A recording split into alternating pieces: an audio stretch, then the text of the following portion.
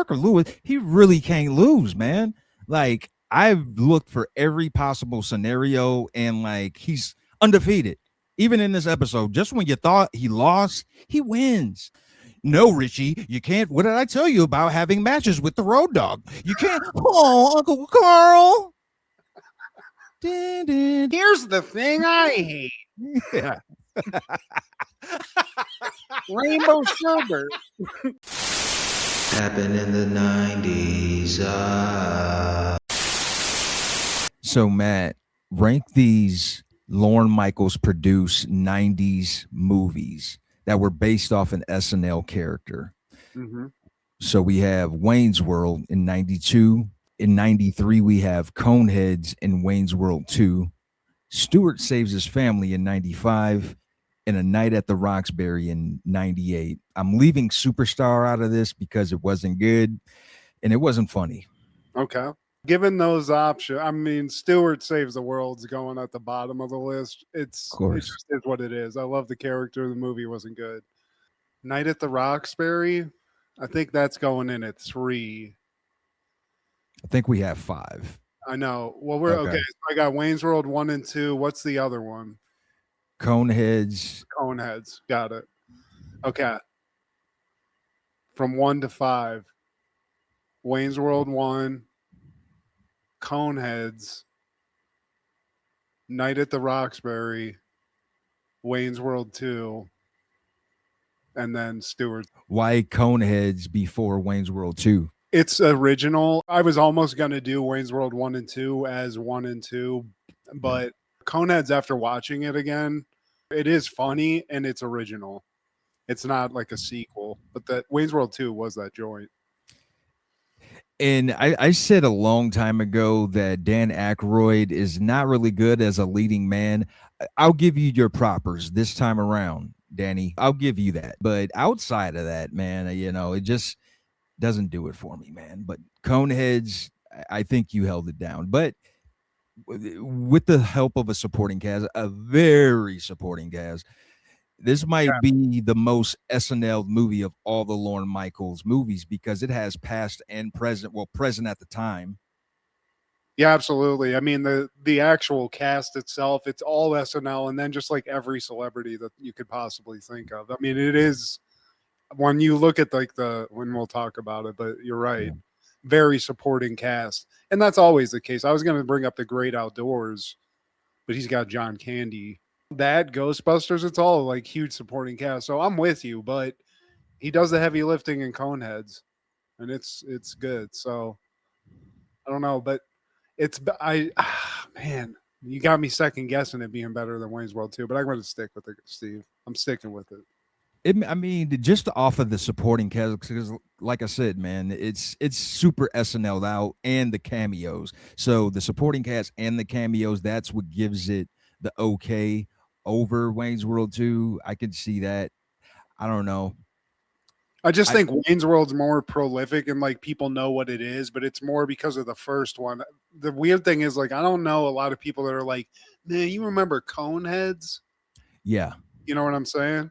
Not our generation, at least. Yeah. Still, good movie upon further rewatch, though. Meh. Yo, this is Jazzy Jeff. And how did I get my starter hat to look like this? The Jazzy Jeff breakdown. First you grab the hat. Then you grip the hat. Then you flip the hat. Make sure it's a starter hat. Then you raise the hat. Then you slam the hat. Then you twist the hat. Then you turn the hat. Then you spin the hat. Then you smooth the hat. But hey, don't forget, look for the star. Happened in the 90s was streamed before a live studio audience. This is Steve G and Matt G with Happened in the 90s, a show where we talk about what happened in the 90s. So get out your smash mouth and your smashing pumpkins, because here it is, a groove slightly transformed. Just a bit of a break from the norm.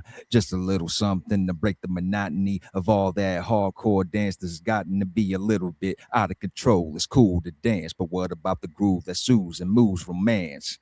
Give me a soft, subtle mix. And if it ain't broke, then don't try to fix it.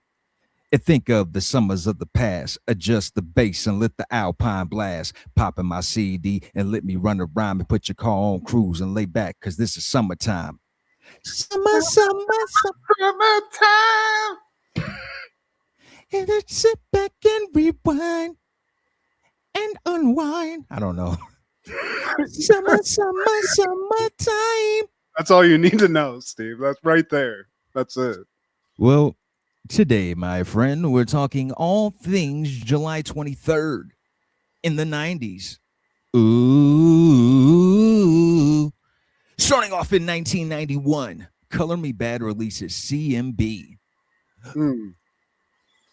I wanna sex you up all night, make me feel I want you now. Tick tock, you don't stop. I adore.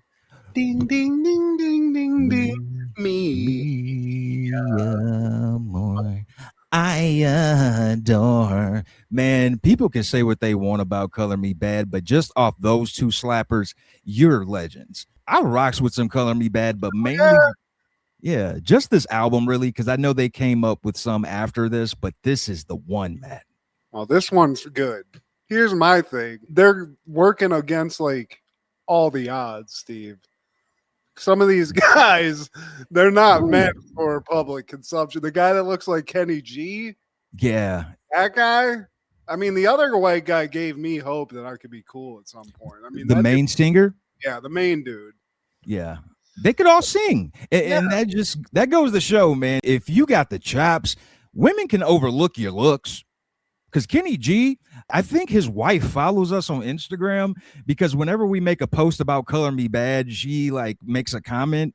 I love that for that guy, dude. Kenny G, whatever that guy's name is, Kenny G. Yeah.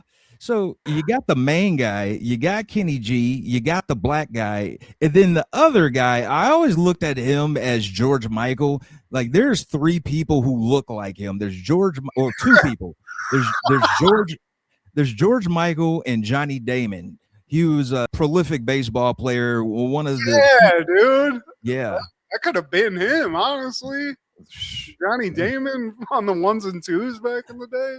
I want a World Series. Now, I will caveat by saying there's a bunch of remixes on the album, but slapper after slappers, even the non-hits are still good. Very New Jack, man. And when I hear that song, I always think of New Jack City, because it's a part of the scene where Nino Brown smashing G Money's chick all night. Oh, actually, I think it was when G Money's girl is, she's like erotically dancing for everybody, and G Money was like, "What? That's my shit, man. If I was you, I'd look for pimples on the booty." But also in 91, DJ Jazzy Jeff and the Fresh Prince release Home Base, because here it is. Another slapper, Steve. And if I'm talking Fresh Prince albums, this is the best one to me. Well, Fresh Prince is better than Will Smith. And like there's a, because I feel like there's a difference. Fresh Prince was like more hip hop and more wordplay, whereas Will Smith was like poppy, bubblegum, like plasticky, like machine, like a machine just churning out rap albums. Yeah, it was a formula. Give me the premise of the movie. I'm gonna give you one banger for them. It was the MC Hammer equation, Steve. He just upgraded it some way. Now they were bangers. You know, I even like the "Welcome to Miami" and anytime Miami. Beam, beam. Dude, I own that CD, Steve. I'm a supporter, but I agree. And this album, honestly, like this is a lot of good shit here. This isn't that poppy. I mean, it is poppy, but he's actually doing some rhyming, man. And you can ring my bell. I will say though, man, some of the lyrics on some of these songs, they're real like, "Hey, so I'm sitting at the park, and then it got dark, and then I said, hey, how you doing, honey, girl? What bring you in my world?" Like, yeah. He's not breaking lyrical boundaries here, Steve, but it's still summertime. Summertime. That in and of itself, you got to hit CD. You got to hit album. That other one that you mentioned. And here's the other thing. Jazzy Jeff, all the sampling and all the beats are top notch. The producing is fantastic. So I was jogging to this today, and I didn't have to skip a song, Steve. Now, I did go back to summertime a few too many times. Oh, But you got to. It is summertime right now. It felt good. there's no such thing as too many times listening to summertime. And summertime. one of the greatest samples ever, in my opinion, and one of the greatest instrumental songs, because the original by Kool and the Gang, there are no lyrics. It's just this beat. And this beat, does this sound familiar on a movie that we quote a lot? Does it ring a bell? I know it's been used over and over again. Which one are you talking about? Because I'm fuck. Now Baby Boy. Oh yeah, absolutely. I can't remember which part, but they definitely use this. I mean, they're introing LA. I mean, that beat in that song was just meant to be used in movies. It's such a it's so good, dude. And man, it's perfect for summertime, man. This is Will in the Pocket, dude. Also in 91, Marky Mark and the Funky Bunch released Music for the People. You talking about simplistic lyrics? Oh. Yeah, I mean, what happens when the bad boy from New Kids on the Block produces an album for his younger, badder brothers, Steve? I mean, Marky Mark, he's coming off an assault charge. You know, this guy's from the streets, Steve. Yeah, assault, and you know who he assaulted. You beat down a black guy, and then you do black guy music. Like, you know, I always like to think of you as Dirk Diggler without acknowledging your previous life, but that's hard to overlook. Marky Mark. You want to watch some douchey shit? Remember, he was in a lot of Calvin Klein ads, but they did these ones where it's just like in black and white, I think, and he's like, check out my drawers. He's putting on like the full like voice and stuff. It's so crazy, dude. Go back and watch that if you know, and then watch Boogie Nights, because shout out Dirk Diggler. But again, it's like Fresh Prince and Will Smith, Steve. It's two different things. Yeah, and listen to Only Good Vibrations, because that song does slap. But you know what? Who was the guy who did Rico Suave? Was that Gerardo or no? Yeah. That was that him? Yeah. Like, I'm only waiting for that chorus. It's really got nothing to do with you, Marky Mark. It's just that chorus bangs, the beat bangs. Good vibration. Is that a big titty black woman? I'm sensing big titty black woman. It's just a sweet sensation, Steve. Just belting out those tunes, man. There's also a horrible song called Wild Side on this that I think was a single, but it's one of the most douchey songs, too. I don't know how he got any sort of pop off this. It seems like a Corey Feldman level album to me. You know what I mean? But he just had a lot of push. It's because he had Donnie, dude. Donnie, get me popped off, Donnie. What was Bud Bundy's like rap name? I feel like he would come out with an album. Actually, David Faustino did drop a rap album. Probably, dude. Dirt Nasty did too. That other Simon Rex. There's some guys that just tried to do it, Steve, and just failed miserably. This, I mean, he got a pop enough to get a Calvin Klein ad and that movie Fear, Steve. So that's where it all started. So after he stopped singing and rapping, it was more appetizing to me. Let's say it like that. Basketball Diaries and Boogie Nights and Four Brothers Robot with Jim. cars. Is that a robot car, Steve? It's parked over there. It's parked in the yard. Hey Zebra, how you doing? How's your mother doing? Hey Giraffe, did you ever see that on SNL? No. Andy Samberg is Mark Wahlberg going through the zoo. Hey Bear, how's your mother doing? Good to see you. Hey Giraffe. In 1992, Parker Lewis Can't Lose airs season 3, episode 2, Cape Flamingo. Parker fears for his life, and the gang plans Parker's birthday bash. Little play off Cape Fear here, Steve. You know, there's probably a little background or some episode we missed about this, but it's summertime, Steve. It's summertime. Time Wherever to go. Parker Lewis is. We opened this episode with him helping his boy Mikey move into an above garage apartment, if I'm not mistaken. It's a 1-bedroom, Steve. Like It's the modest. Fonz. Yeah. He is the Fonz, Steve. He's the cool guy. He really is. Well, I don't know, man, because Parker Lewis, he really can't lose, man.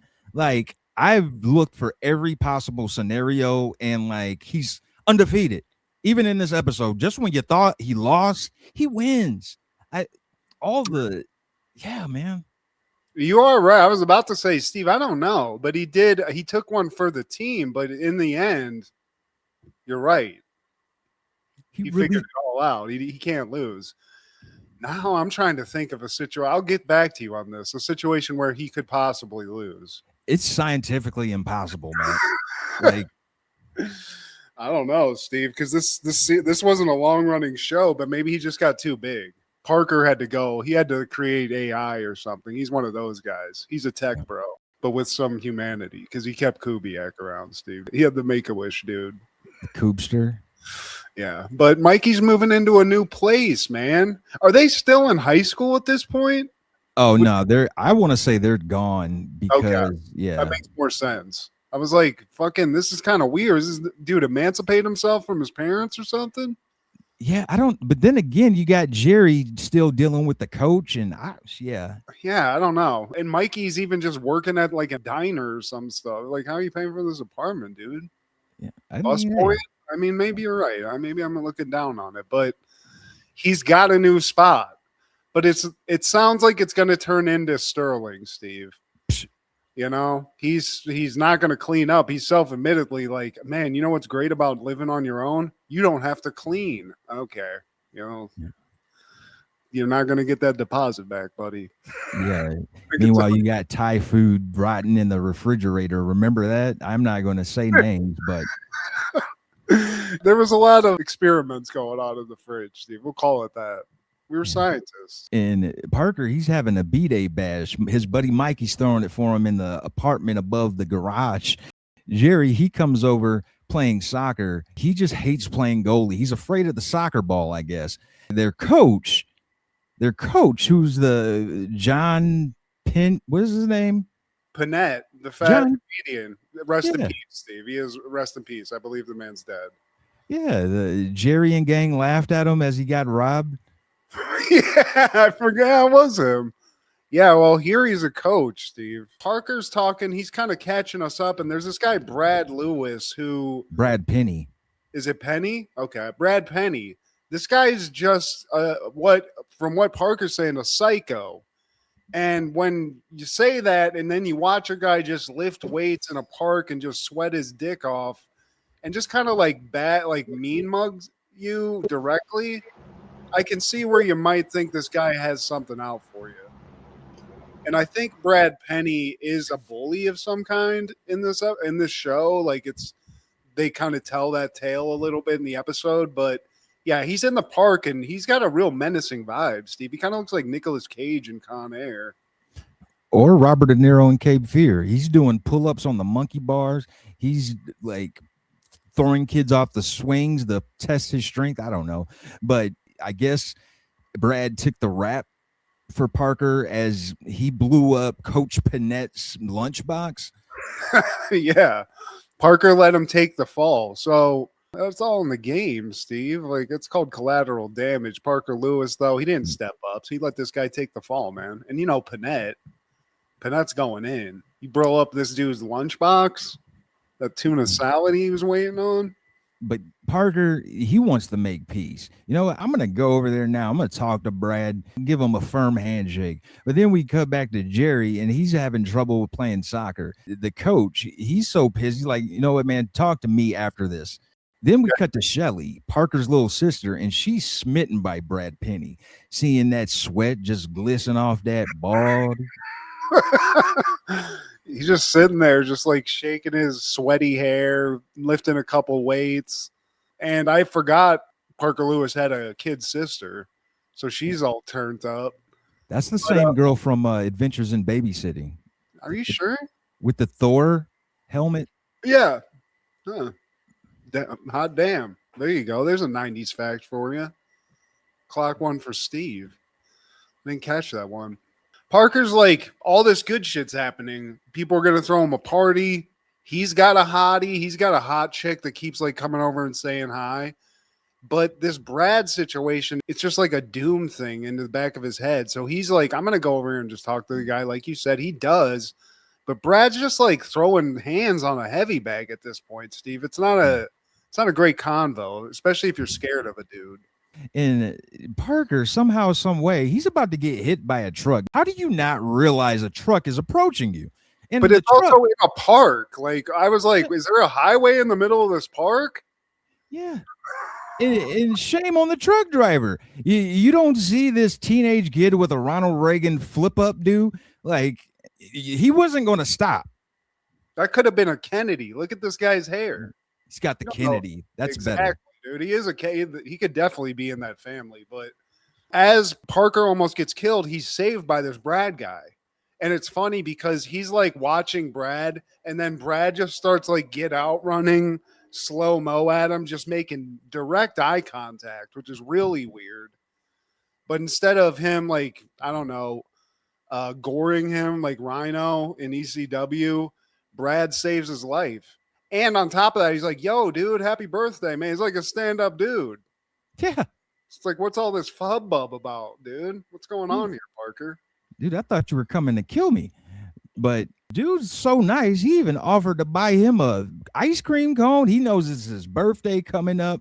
Like, man, no hard feelings. Don't even worry about it, man, because we're even, right? And Parker's like, yeah, we're even. Yeah, we're even Steven.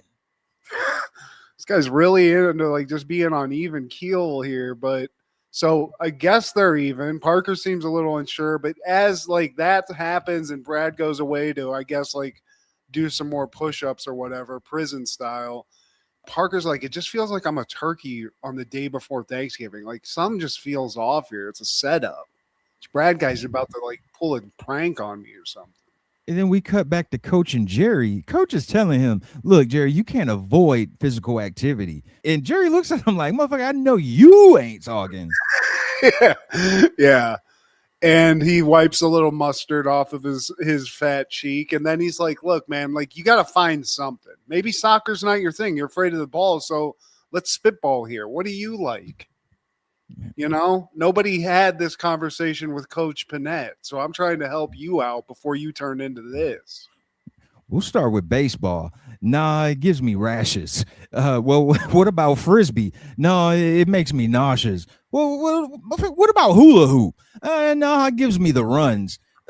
Well, what about dominoes? Well, it gives me arthritis. We have a kite club. How can you possibly be allergic? The yarn that you hold just gives me rashes on my balls. I forgot he called his friend sir too. Yeah. Happy birthday, sir. Yeah, what is the deal with that? Why is Jerry like under? He's the secretary of the group, I guess. He's the nerd, Steve. You know, you gotta let him hang out. Dan Wilder had some nerd hanging around, just like his assistant. So I guess that's par for the course, Steve. When you're a guy of Parker Lewis's stature. I had a crush on Mrs. Russo. I always found her attractive for whatever reason. I know I've dirty. I bet she does some dirty stuff, Steve. You'd catch her in a bar some night and just go home with her and just have your world rocked. I think she let me do butt stuff. And she's also the voice of Dee Dee Pickles. I've said this on the show before, but reminder for the new listeners. But she invites Shelly to have a meal. So they go to the diner, and Shelly, she just doesn't want to be here. And Parker's in that same restaurant. He could give a shit about Musso. It's summertime. They're not enemies like they usually are. He's just so paranoid. His girlfriend like sneaks up on him. He's like, "Get bitch." Yeah. You could have been Brad. You can't do that. Brad being so friendly all of a sudden, he's like, hey, Mikey, man. It's like, Parker, man, this guy's crazy, man. I just got him an ice cream cone. Man, I got to go, though, man. Happy birthday, bud. And Bird's like, I just got a bunch of ice cream for all the kids down the street, too. He's like giving like charity stuff, too, Steve. This guy's an all-American. I don't know what's going on here. Don't let anything happen to this guy, right? It's like, hey, boy. Hey, buddy. Parker's like, man, you see this shit? That's what I'm talking about. See, he wants to be nice to everyone, want to be nice to you, want to be nice to my bitch. Now he's gonna have the world turn against me. It's like, oh, what's next, Parker? He's gonna invite you over for birthday cake. He's fully convinced that this guy, he's pulling a Truman Show on the whole town, Steve. He's doing night. He helped an old lady cross the street earlier. And you know why? So that when he does actually fuck me up, no one's going to believe it. It's a long con, Steve. Yeah, there's no way anybody would believe that. Now Coach is taking Jerry swimming. The chlorine's too much, Steve. It's too much. It's burning my skin. And then, like, when Parker's just ruined about this, his girl Annie, she pops up. Apparently her car broke down, but get this, Parker, some guy just comes along and he fixes it, but I don't even know his name. And then they look outside and Annie's like, there's the guy. She saw this motherfucker from like 5 miles away, because they like go through people. That glistening body. She's smitten, Steve. He's Captain America at this point. He saved a couple of kittens. He's wished Parker Lewis a happy birthday. He's helped Mikey overcome his fear of flying. He's done it all. Yeah. But it's a con, Steve. Parker's onto this guy. Man, I'm turning to a primate. And we cut to the next scene. He's sitting next to a monkey. You think he's talking to him, but he's talking to Kubiak. He's calling it a favor, Steve. He's like, listen, Koob, you're the muscle. It's time to earn your keep. Where does this monkey come in, Steve? Kubiak's just rocking a monkey, which is more intimidating than Kubiak, honestly.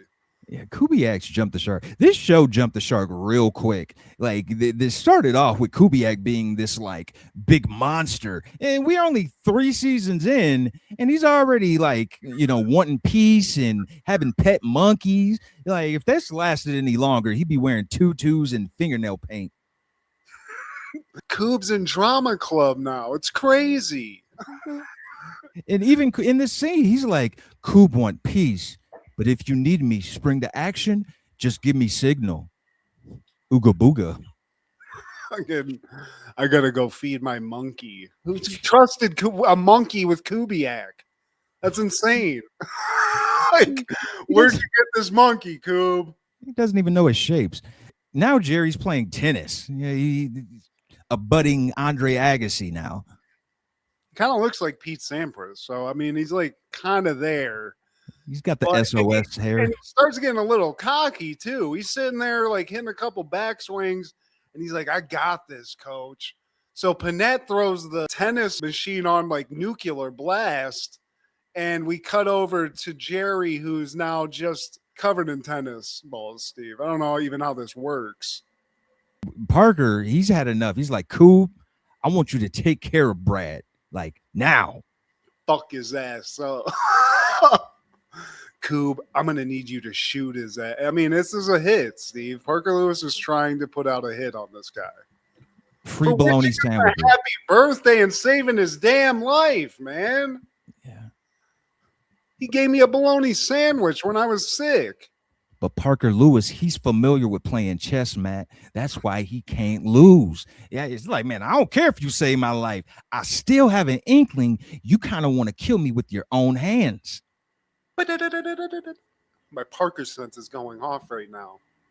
This guy's pulling a caper. It's hidden in that Kennedy do. Yeah. All of a sudden, Jerry's a ref. He's a ref for park basketball. There's no regulation of this. I don't know what kind of league this is, but like, they're playing at the park. Like, they don't need a ref. Like, they call their own fouls. Well, and he starts getting pretty lascivious with the fouling, Steve. He's getting real touchy, and then one guy calls him out. He double technicals him before he can even turn around.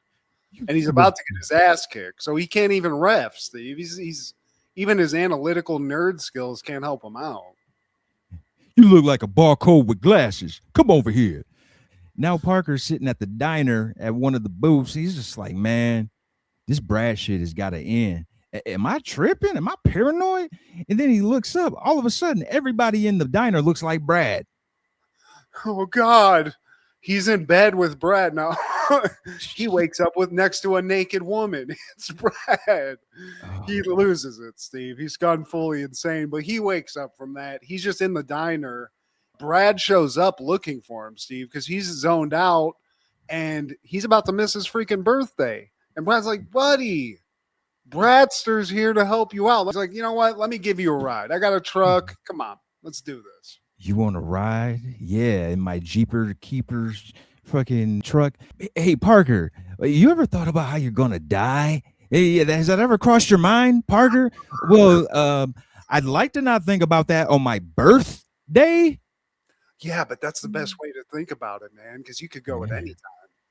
What better way to go out the day you went in? It's like a perfect circle, bro. Here, hold my gun. But why are you looking at me like that, too? Now we cut to Mikey's birthday bash for Parker. They're playing Shiny Happy People Holding Shiny. I would love this party. I would be zoned out, locked in. It looks like a good weed party, though, honestly, you know, and he lives above a garage, and notoriously that's where potheads, you know, that's the first apartment right there, you know, that's a place you get to go to party. Too bad you're not at that party, Matt. You would have appreciated REM more. You would have been a fan if you were at that party. I would have left when I heard REM, Shiny Happy People. I would have gone out to smoke a cigarette, Steve. Well, you're cut out of the rotation at that point. Don't pass to him. Excuse me, I'll take my own outside on the patio. Bye. These are Shiny Happy blunts we're smoking. Petty ass, I'm not going outside. So this party's, you know, it's popping, but Parker's not there. And just Mikey, he's showing people around. And they're noticing there's a lot, or actually they noticed this before, but Mikey in like a few days has let his apartment already go to shit before they let the apartment like get set up for the party. There was like mushrooms growing out of the floor, which I actually lived through an apartment like that. That's nothing. I believe it. You just got to pick that shit out. And it's good. And I left out Brad Penny takes Kubiak to SeaWorld. Now, all of a sudden, he's Uncle Brad. Uncle Brad. Uncle Brad. This guy's helping everybody. So finally, Parker shows up. He doesn't get killed by Brad in the weird, creepy truck. They get there. Everyone's like loses their mind. It's Parker. No, it's they don't. Brad. These are the two people. Parker's confetti ain't even heavy because they're like more surprised about Uncle Brad. Uncle Brad is here. And Parker. Hey, happy birthday, man. Brad, what's up, dude? Let's go out and smoke. Who is this guy? Let me smell your finger. Which girl is it this time, Uncle Brad? This guy's a legend, dude. You know that diner place? He made some guy eat his piss. It's crazy. I don't know how you eat piss, but Uncle Brad can pull it off. Dude.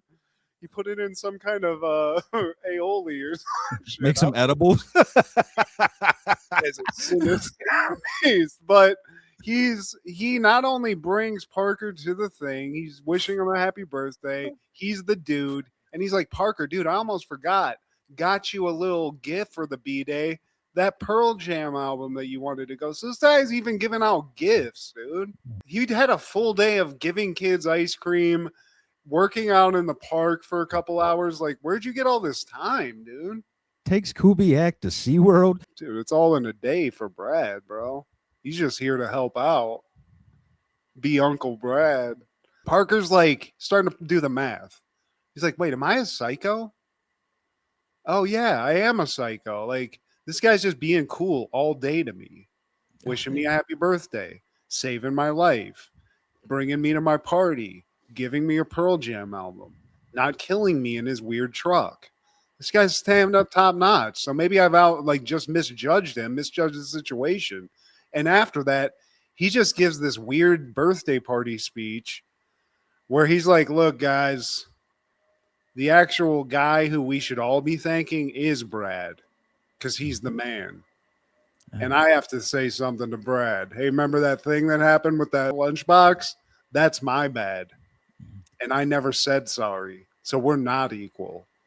And then Brad goes on like that weird, that Chris Farley sketch where he's Drinking the coffee. Yeah. Brad's like, wait, you said we were even. We're not even? Really? He loses it, Steve.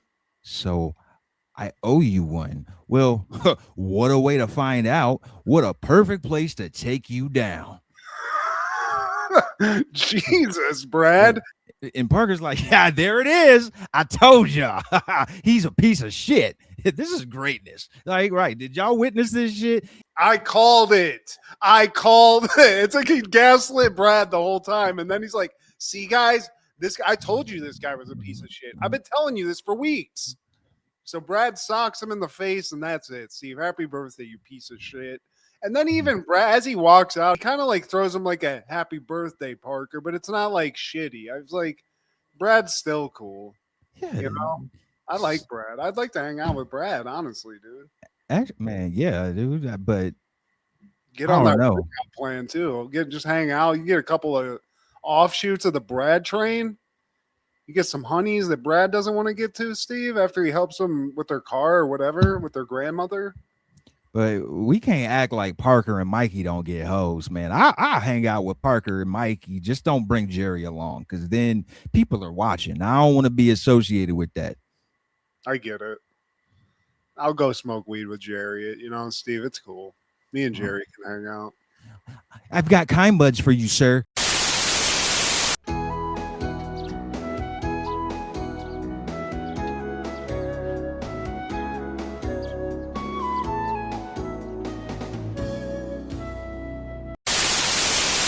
In 1993, Coneheads premieres. Aliens with conical crania crash land on Earth. Directed by Steve Barron, starring Dan Aykroyd and Jane Curtin. Couple of cool facts, Steve, right before we just talk about the movie in general. One, Dan Aykroyd brought his daughter to the set, and she wanted to have a conehead, and so she got a conehead and got to be in the movie. So that's nepotism for you in a cool way. And also, two of the writers who wrote this went on to write another show about aliens living on Earth called Third Rock from the Sun, Steve. So this has connections to another show that we love on this show, that we've loved for the whole time we've been talking about it. Which also starred Jane Curtin. Coincidence? Absolutely not, because she was in this movie and killed it. And also, we get Chris Farley, Steve. This is probably his second performance in a movie. I think he was in Wayne's World 1, and then this. That sounds right. And we talked about the cameos, man, and I'm just going to run down the list. We had Dan Aykroyd, Jane Curtin, Michael McKean, Lorraine Newman, Jason Alexander, Chris Farley, David Spade, Sinbad, Phil Hartman, Jan Hooks, Dave Thomas, Michael Richards, Eddie Griffin, Adam Sandler, Drew Carey, Terry Turner, Kevin Nealon, Parker Philipposis, Julia Sweeney, Ellen DeGeneres, Garrett Morris, Tom Davis, Peter Ackroyd, Tim Meadows, John Lovitz, Tom Arnold. How much does that cost? Jason Alexander's wig in this is hilarious too. It's insane. It's obvious. It's meant to be obvious, but it's crazy. And I wish I had it. I would love that wig. Yeah, and David Spade, man, he plays like this Smithers kind of character to Michael McKean's Mr. Burns. Definitely, dude. Everybody kills it. Sinbad's hilarious in this movie too. Man, you ain't got a social security number? Tell me you got a social security number, man. I got to file taxes. I got to do this, that, and the other. Sinbad's great in this. Adam Sandler plays like this scummy, I don't know what the hell he's supposed to be. Yeah, dude. I don't even think like Tom Arnold's even credited in this movie. There's stars in this that are just like in this. Right. Same with John Lovitz. John Lovett's dentist scene is hilarious. Open up. I heard a great John Lovitz story, I'll say for the end of it, but John Lovitz killed this too. Also in 1993, Poetic Justice premieres. Grieving hairdresser Justice goes on a road trip from South Central LA to Oakland on a mail truck alongside her friend and an obnoxious postal worker. Directed by John Singleton, starring Janet Jackson, Tupac Shakur, Tyra Farrell, Regina King, and Joe Torre. Regina King also. I mean, Janet Jackson is tough, but this movie, I wanted to be in this movie, Steve. I wanted to be in that truck. Punani. This also just made like the opening where Q-Tip gets blown away. I mean, don't go to a drive-in, Steve. Not in South Central. Is that the dude? Is that the motherfucking dude? I mean, shit, he was about to see the motherland. At least he went out just about to see heaven, and then he just went to heaven. So, you know, it's a good ass movie. I don't know. I don't want to like put any sauce on it, but I always thought whenever they kick Janet Jackson out of the truck, imagine being the guy who picks her up. If you're the guy, like seeing somebody on a trip and you're like, oh, maybe I'll give him some help. And then it's Janet Jackson. I mean, good God bless. Yeah, man, those braids would get yanked the fuck out. And one of my favorite scenes in the movie is when they're at the picnic at the family reunion and they don't know any of these people, but Tupac just playing with it. He's just like, I'm Cousin Pete. Hey, and they're just going with what he's saying, like, hey, it's Cousin Pete, everybody, Cousin Pete.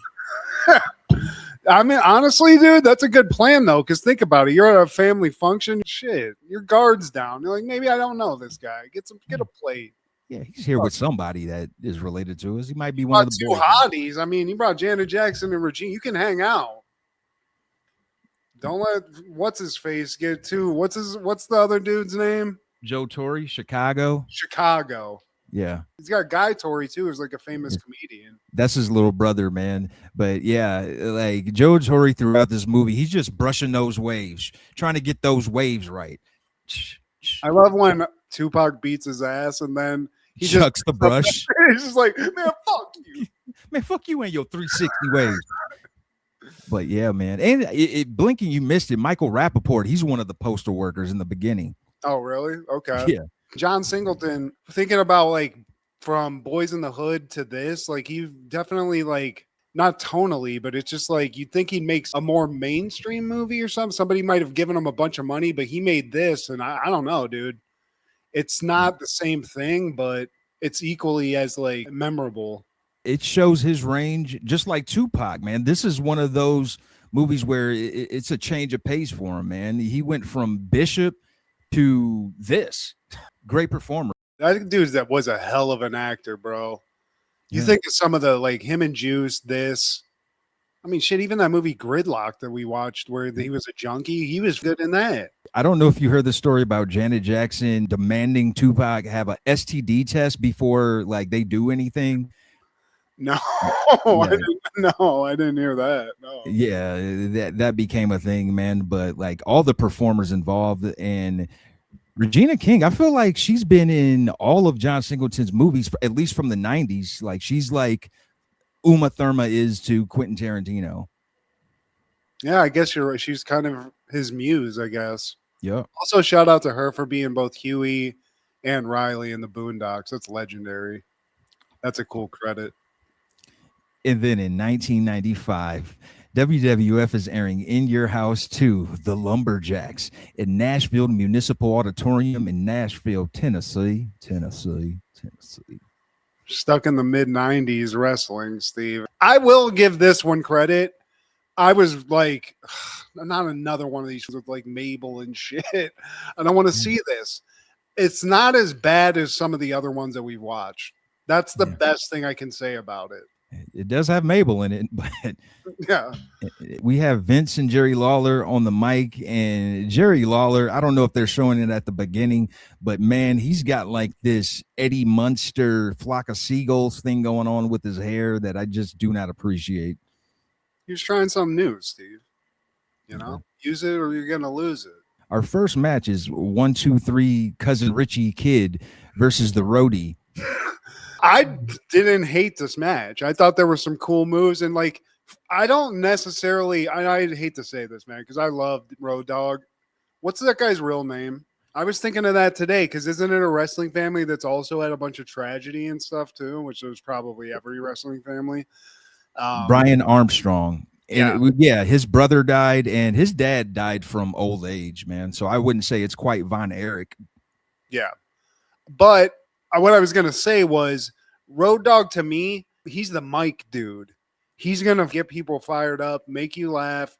He's always a memorable mic dude. I don't necessarily remember him having like great matches, but him and 1, 2, 3 Kid work good together, man. Like X-Pac, 1, 2, 3 Kid, that guy's a good wrestler. Pre-DX wrestlers. fighting each other, man. And I think it was 1-2-3 Kid that delivers this nice kick to the outside of the ring, like he leaps over the top rope and he kicks Road Dogg on the side of the head. I thought that was cool. I really feel like he would fuck Steven Seagal up. Yeah, I said it. Sean Waltman would beat your ass, Steven Seagal. It might be like Dirk Diggler martial arts skills, but you fooled me. The guy could throw a spinning sidekick or whatever you want to call it. Gee, Uncle Carl, can I have a match with the Road Dogg? No, Richie, you can't. What did I tell you about having matches with the Road Dogg? You can't. Oh, Uncle Carl. Dun, dun, dun, dun. Then they go to commercial. I like that. I'll watch that show. Yeah. Do you know Cousin Richie is actually a daytime soap opera star now? It's like Young and the Restless or Bold and the Beautiful. It's one of those two. Yeah. He's on a couple now. Kendra showed me him today. I was like, damn, okay, little Cousin Richie. He's getting work, man. Shout out to him. And Road Dogg, he's busting out those moves. He doesn't do the little off the rope, little jiggle thing, the little shiggity diggity. But, there's a couple of cool moves he throws down too. For an opening match, it does what it needs to do. Let's put it like that. And Road Dogg, he wins with the sloppiest of power drivers off the ropes. It's like, man, you might want to check on your boy Shawn, man. Yeah, he's fucked up, dude. Yeah, that was not done technically well, but it might have actually hurt the guy. Their method, Steve. A power driver is already problematic, man. And he did it off the second or third rope, man. But what I did love was on his way backstage, Roadie, he stops by the band and he's doing a sound check for the band. Like, yeah. He's not a wrestler. He's here to do a job, but they asked him to get in the ring too. So he's a man of the people, Steve. And now we got Todd Pettengill with the $1 Million Corporation. And he's giving everybody a chance to talk on the mic. And they're saying your typical heel stuff. Yeah, Diesel, Sid is going to destroy you.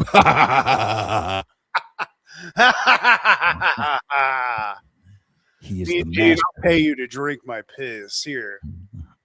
Everybody's got to pay.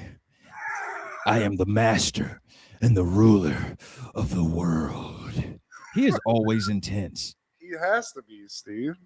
You got to get investors to this corporation, so you got to give people confidence. And then we cut to the guy who's always selling T-shirts. He's with Diesel's crew. These lumberjacks that they're going to have at this match, they're in little sections of who likes who, basically. I love that. My guys are over here, okay?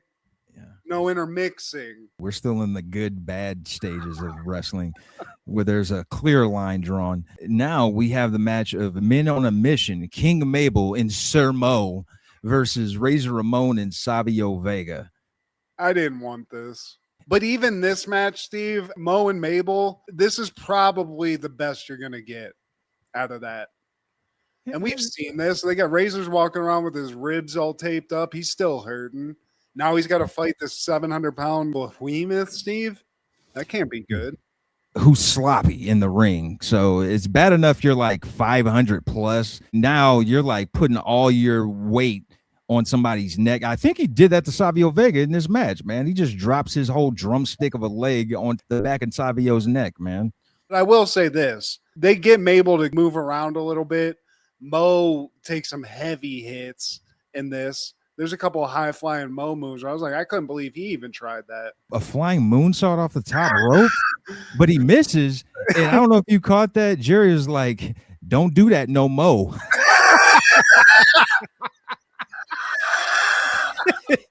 Jerry, man, the witticisms. The hair might not have been right, Steve, but the the game was on. He knows what he's doing. Don't do that That's no more. hilarious. Well played, Jerry. Yeah, but for what you like, I'm expecting, it was better than what I was expecting. Mabel, he pins Razor off a belly to beer belly suplex. Pretty anticlimactic finish. But now we got Double J, and apparently he's going to do a live performance on Won't You Be My Baby Tonight. Look at this crusty band. The guitarist, he ain't got time for it. He's got to make it back home to watch his 60 Minutes on the mad cow disease. Yeah, they're doing a special with Oprah Winfrey. Now hurry up now. Let's do that Baby Tonight song. I got to get home before Andy Rooney comes on. He's mad about something. Well, think about mad cow disease. Here's the thing I hate. Yeah. Rainbow sherbet. Yeah, that's fucking dead on. What's with What is orange sherbet? It's not ice cream. Somebody's lying to us.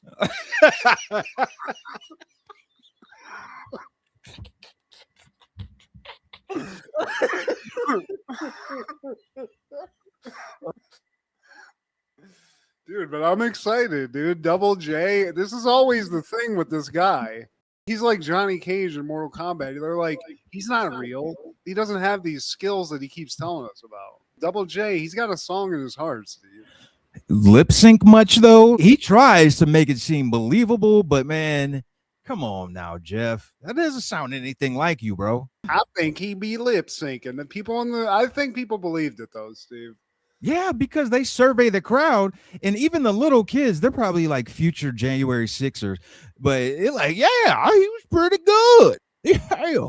I mean, he ain't Garth Brooks or Brooks and Dunn or one of them other Brookses, but you know, he'll get you through it. I liked it. I'm ready for more of it. But just Steve, I'm here for Double J. I like it. I'm here. Bring back those glasses, though. Bring back the little weird Elton John spaceman outfit. That's what I'm here for. Don't. You know, we got Henry O. Godwinn, Hog, versus Bam. And he's got that weird drag queen collar coming out, Steve. I don't like that. Who talked him into that? You look cool enough just being fat with the flames. Like, keep it at that. You don't need to look like Dracula. And fat Dracula. man, you see a check from Vince. He's like, I'll put on the polka dots for you. I'll do anything. I'll be a wrestling plumber, baby. What? Put a stormtrooper. Oh wait, was that WCW? That was WCW, man. But hey, you see a Turner check. Hey, it might be the same thing. I'll put on that shit too. So pay me a check. Yeah, I'll trip over through a wall. Shit. This is a fat on fat match, but two big dudes that Bam Bam can move. So again, this ain't a top 10 match, but I don't think I'm expecting anything when a Godwinn match. So I mean, I was excited. I got into it for a little bit. I can't get into anything Godwinn, man. If I saw Henry Godwinn at a Comic-Con and then I saw the son of Bam Bam Bigelow signing autographs, I would take a picture with Bam Bam Jr. before I'll even do anything for the Godwinns. I'd ask them for like a pen to go get a signature someplace else and be that disrespectful. Like, hey, who are you? Do you work here? You wouldn't even know who the fuck that guy was, honestly. You go to Walmart.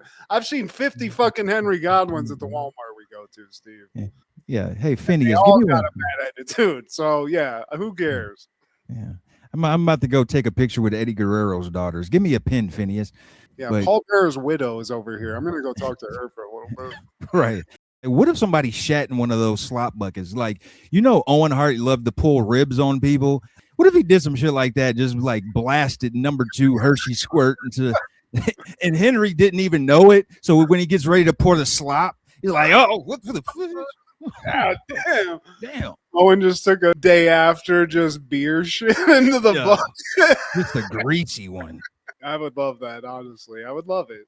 That'd be great. Unfortunately, that's not what happened here, Steve. What does happen is Henry O misses a knee drop from the rope, and Bam Bam gets a pin off of his mistake, off of his human error. Like, this is a very anticlimactic pay-per-view, and all the matches in that way, even the main event, which we'll get to. But Henry O gets a slap, but he doesn't push the button on it. We cut to Bob Backlund. He's just jaw-jacking with some teenage, preteen fans that have no idea what he's saying. Jesus told me to take off my pants in that park. Hey, man. What are you talking about? Who made the weather? Tell me about it. Whoa, I'm just here to show off my Kurt Cobain shirt. Now Todd is backstage with HBK and his chandelier earrings. They look like those strings you start to pull on the ceiling fan. Oh, yeah. But that was the thing, though. I like that little dangle sometimes. But, yeah, it's a kind of a weird look. I couldn't pull it off. Yeah, on top of that dog tag vest. But he does a brief interview with him, and now we're ready for Jeff Jarrett with the Roadie versus HBK. Who thought anything else was going to happen here, Steve? You know what I mean? Did Double J ever make good on any of this where he was just like the champion for an extended period of time? Because I feel like he got the belt just to lose the belt to Shawn. Shawn just needed a break from a belt. But you know what, though? I do appreciate Jeff Jarrett as an adult, whereas before, as a kid, I could give a shit less about the man. But watching the Dark Side of the Ring, they just came out with the newest season, and it's a 3-part episode. And Jeff Jarrett tells his testimony about his struggles working with Vince, working with WCW, and starting his own company with TNA. And the man's been through a lot. Even outside of the personal stuff, man, he was great as a heel. Oh, yeah, dude. When he was doing the slap nut shit, that's when I actually thought he was kind of cool. Like the other stuff when I was a kid and he had the crazy sexual alien outfits and stuff, I just didn't get it. You know, I didn't understand it. And HBK, bro, he was the MVP of the mid. If it wasn't him, it was Brett, man. They really did carry the torch because in this match, which is probably the best match of the whole card, he's show stopping, man. Like Macho Man, his patented thing was always the elbow, but damn it, Shawn's elbow off the top, man, it's like 1A, 1B. It's perfect. It's like how they made the NBA logo. Like, it should be the WWE logo if you made it like that. Yeah, that'd be dope. And it's always like that. It's crazy. He's like kind of like Ric Flair too, where he's like signature bumps he'll take, or like ways to get hurt. He does like that thing where he catapults himself over the turnbuckle in this, which I always love seeing. Dude, like there's no wonder you broke your shit like in your 30s, man. I know exactly what you're talking about. Like he got flipped and fell right to the canvas. And I know it's matted, but still. If I just popped off of the ring apron onto that padded thing and just on my feet right now, I would be in a lot of pain. Let's put it like that. These people were like, that's not enough padding. And what he's doing where you got to think about this, man. Like that guy's sprinting full force at that turnbuckle and figures out how to flip over it and just use momentum. That's a crazy, like, acrobatic skill in and of itself. That could be 10 injuries. He's lucky he didn't break his shit multiple times doing that. And that's why when people say he's the GOAT, he's not mine, but like I can totally see why you could have a strong argument. I mean, I love Scott Hall, so it's always 1A and 1B, but dude, we've had this show enough where he's the perfect wrestler. He's got the mic skills, he's got the charisma, and he has the actual ability to back it up. Like the super kick and shit, it was all awesome, dude. At one point, HBK's on the top rope, but Roadie, he makes him like slip on the ropes, and that gives Double J an opportunity to do a superplex. The psychology of this is Shawn having a hindered leg. He starts hobbling, and Jeff Jarrett's like, putting moves on his leg, and he tries the figure 4, and he kicks Double J out of it. So again, Roadie gets involved, and he takes HBK's knee out from behind. So Double J, he goes to the top rope with a flying crossbody, and Roadie trips up Double J on accident when he's going across the ropes. That couldn't have been intentional. Couldn't it have been, Steve? Maybe it was subliminal. Maybe Roadie could sense somewhere in the back of his psyche, like, I'm gonna be working with this dude. We're killing it. It's DX. And after he gets slipped up by the Roadie, he turns around and walks right into some sweet chin music. And it's the best. I don't know what kind of martial arts experience Shawn Michaels has, but this one specific kick, I think he could knock out Bruce Lee, Steve. He could knock out anybody. That comedy sequence where he goes through the back and just starts super kicking people. Yeah. And, you know what I'm talking about. I mean, that's how good the move is. He can even use it as a gimmick in comedy. It's so good. It's an exclamation point. He's the showstopper for a reason. And the next match is Owen Hart and Yokozuna with Mr. Fuji and Jim Cornette versus the Allied Powers, Lex Luger and the British Bulldog. That was horrible, British accent. Bulldog. Where the UK is he from?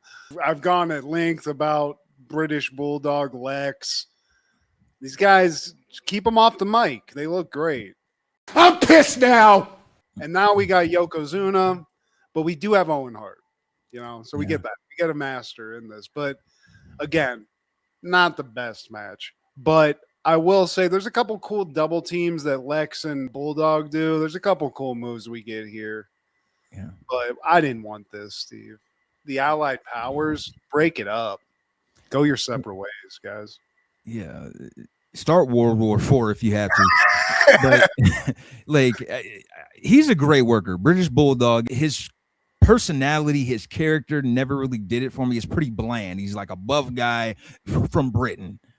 He's a powerful dude. It's like it's cool when you first saw him. It's like that guy's got fucking. He's huge, and then he'd like do a gorilla press, and you'd be like, "That's cool." And then that went away the second you saw it, and then it's like, "Well, that's all he's got.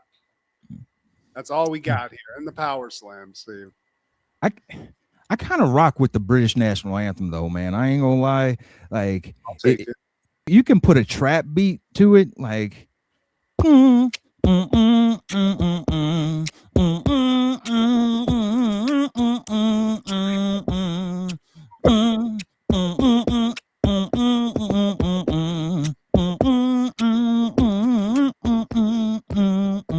That's for all 5 of our UK listeners. Damn, chap, where'd you find that? Where's that banger in MASH? Nice. Shout out to myself for that. But yeah, I mean, it is what it is, Steve. This match, it ended the way it should, right? Yeah. Owen wins. Yeah, seriously, because Yoko drops his big ass leg on Luger for the pin. Like, I just think they gave up on Luger at this point. They're like, man, you know what? We tried to do the whole patriotism thing, but like Jim Duggan and Hogan did it better. Like, you know what? It's funny they put him and Bulldog on the same team because they have the same problem. Yeah. There's nothing beyond the muscles. You know what I mean? Like, there's nothing else to do. So I guess that was the last straw where they're like, I don't know, man. Put him with some other fucking big ass dude. Jeez, call him Muscle Beach. I don't know what to do here. Let's have him body slam Mabel or some shit. I don't know. Get the fuck out of my office. But yeah, the final match, man. We got the main event with Psycho Sid with Ted DiBiase versus Diesel. Now, like you said, man, they all have their own crew. They got all the good guys up front because you can't have the bad guys up front, you know, because they're probably going to jump the good guy when he comes out. But the good guys, they're more upstanding. They're not going to they're going to allow the bad guy to walk in because, hey, we're fair game. We got to do the fair one. 100% down the middle. This is all above board, guys. Bad guys, stay over there. But also, nice to see you. I'll see you later, Denny's. But here's the list of Lumberjacks. We got King Mabel Sermo, Erwin R. Scheister, Kama, King Kong Bundy, Tatanka, Henry O. Godwinn, Radford, Skip, Tom Pritchard, Jimmy Del Rey, Jacob Blue, Eli Blue, Jean-Pierre Lefleur, Mantar is in the mix, Triple H, right now known as Hunter S. Helmsley, Bam Bam Bigelow, Razor Ramon, Savio Vega, the 1-2-3 Kid, Man Mountain Rock. Man Mountain Rock. That was Max Payne. Man Mountain Rock. Okay, that was an actual thing and not a typo on my part. Atom Bomb, Bomb Holly, Duke Drazi, Fatu, Billy Gunn, Bart Gunn, Chad Fortune, Eric Watts, and of course, no last but certainly not least, the Heartbreak Kid himself, Shawn Michaels, Steve. It's Chad Fortune, and he was a part of Techno Team 2000 with Eric Watts. Techno Team 2000. Yeah. Oh, that team. That banger of a team. I like Mantar. Did Mantar come out in full gear, though? Did he come out Mantard, or was he just like Timu Bam Bam Bigelow? With the Fred Flintstone, Barney Rubble. He looked like fat Kevin Sullivan with no hair. He had a weird fucking look, you know? I didn't like it. But Mantar, that's a good porn name and a good wrestling name. Yeah. It's no Wesley Pipes, but I'll take it. Pause. And this really isn't a good match, man. The peak of all of this was probably HBK Double J. like the heels at some point, and this is predictable. You know they're going to jump the good guy. So they gave Diesel those beats when he landed on that side until the faces show up. It's like, no, man, get off our homie. And even HBK, he comes off the top rope with the double axe handle. Because he's got to, Steve. That's Not going to get over on HBK, dude. Yeah. He's sitting here making the peace. But yeah, I mean, you're right, dude. And anytime it's like, here's a championship match, it's a some other like thing after that, it's not going to be good. Yeah. Casket match, whatever. It's all like kind of gimmicky. But at the end of the day, Steve, Big Sexy himself, Diesel, he keeps the title. With a big boot, not his power bomb, but with the big boot, because this whole card is supposed to be trash. We don't end it with finishers. We end it by happenstance. Guys, we can't let them come. Okay, blue ball them every step of the way. Razor Ramon, don't even think about doing a Razor's Edge. We don't want to see that. Bam Bam, just fall on somebody. And also wear that gay thing that you take out to the ring. Wear that. Wear the little flaming thing. But no power balls this time. No Liu Kang shit. No, please. Don't do anything great. We're going to save that for the next one. Nashville doesn't deserve that. Took the words out of my mouth. In 1999, Drop Dead Gorgeous premieres. A small town beauty pageant turns deadly as it becomes clear that someone will go to any lengths to win. Directed by Michael Patrick Jan, starring Kirstie Alley, Ellen Barkin, Kirsten Dunst, and Denise Richards. Isn't Brittany Murphy in this? Brittany Murphy and Allison Janney, who I also have a crush on. Don't judge me, man. Hey, it's okay, Steve. You got really odd taste, and that's cool. That's going to end up working out for you in some way. I actually never saw this back in the day. I remember ads for it for sure. I actually think it's a funny movie, man. Like, I don't know if you watch this in full, but because of like the way it's done, where it's like this sort of mockumentary style thing. Confessional. Yeah. It kind of pays off, and everybody does like a great job being a piece of trash in some way. And man, I forgot like when I was young how big of a crush I had on Kirsten Dunst, man. I used to love Kirsten. MJ from Spider-Man. Yeah. Damn. She's young, Steve, but this is a booty pageant, so. And plus she's the same age. I think she's older than us, maybe by like a year or two. So I mean, absolutely. I'm just saying, like, for me watching this now, she's the age, and you know what I'm saying. I'm not a pervert, people, okay? He's watching it while thinking of her as an adult woman. Yes. And then also thinking of Denise Richards in Wild Things and feeling really great thoughts, Steve. Just the whole thing. But just back to actual talking about this movie.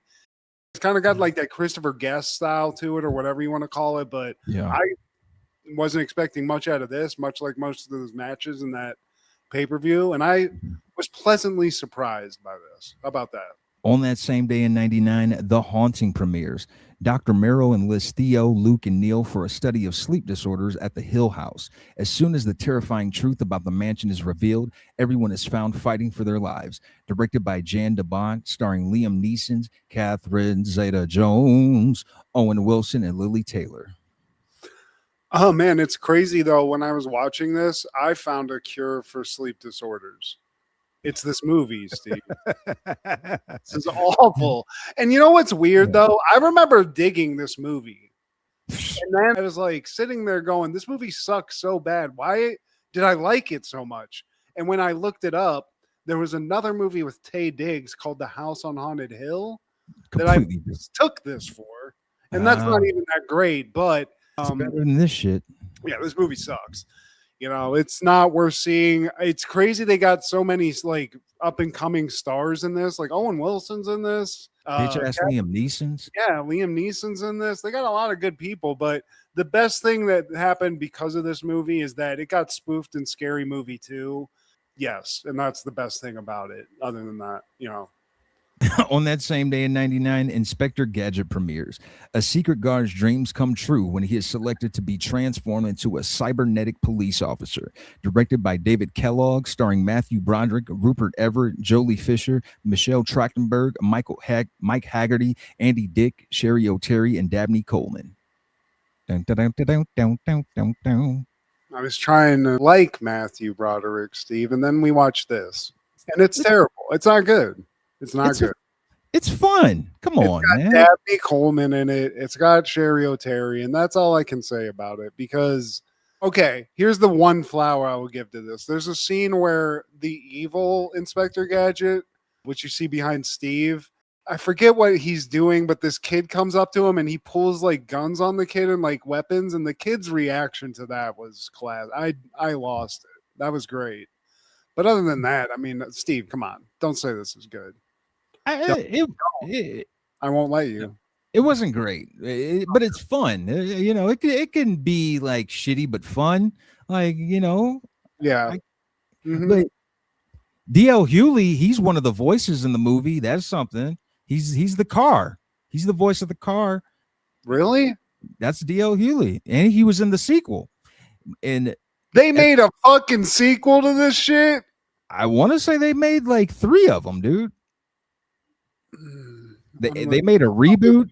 I'm on 10 right now, Steve. I'm TNT right now, Steve. I don't know. I'm about to blow here. Look it up. See how many sequels they made of this. Well, before we get there, man, you want to know who was Inspector Gadget in the sick one? The second one you said. The second one, yeah. Jamie Kennedy, I can only assume. French Stewart. No way. Well, there you go. There's something good that came out of French. Got a little work as Inspector Gadget. So you wouldn't watch. You didn't like the one with Broderick, but you would watch the one with French Stewart.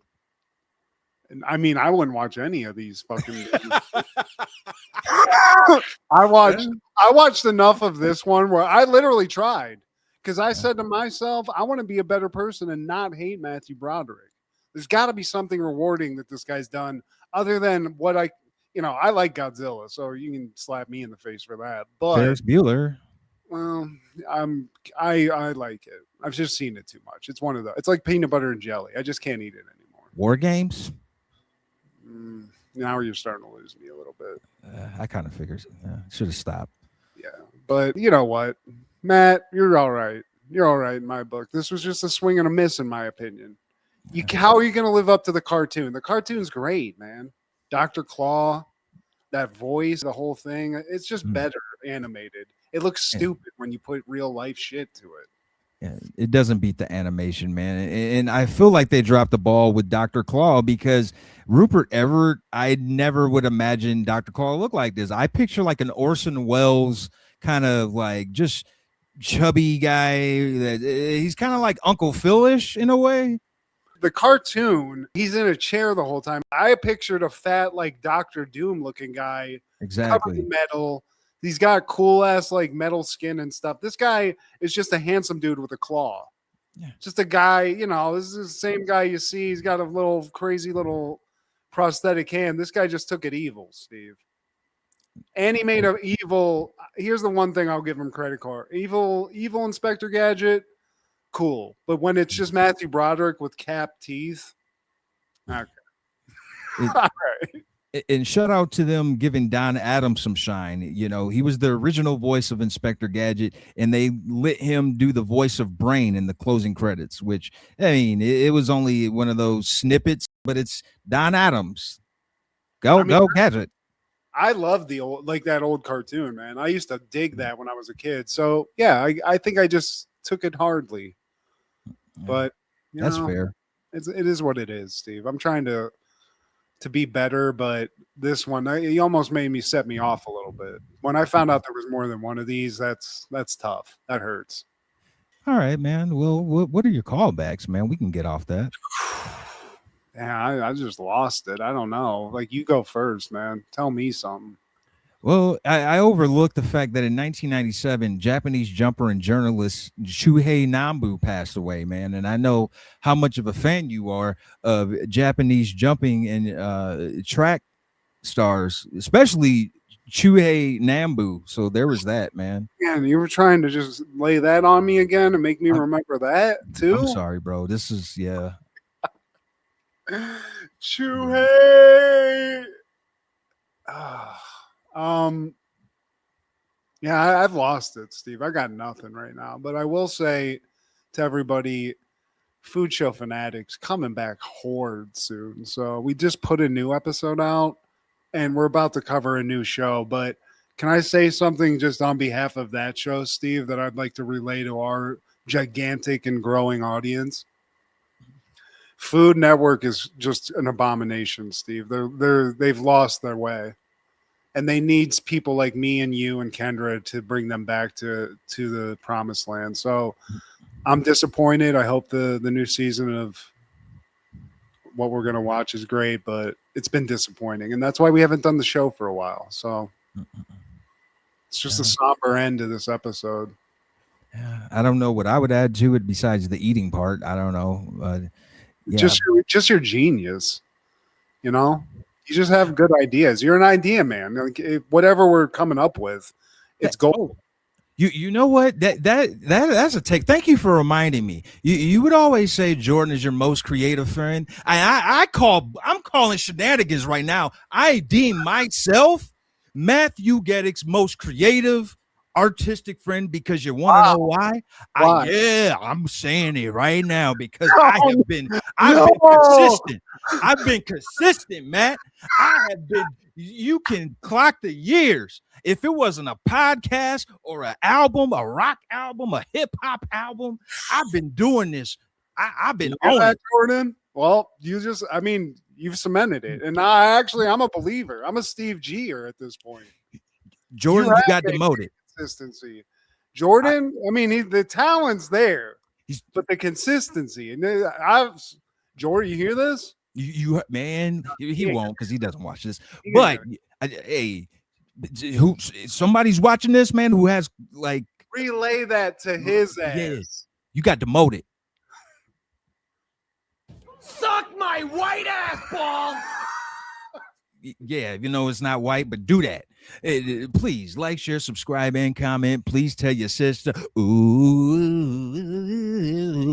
check out the new Food Show Fanatics, new episode on all the formats. Check out Crushgasm. That's on hiatus, but it will be back. But check out the catalog. She's got a plethora of episodes. Check out our guy Clark the Shark on Podcastle and Wrestling with Ronzilla on TikTok.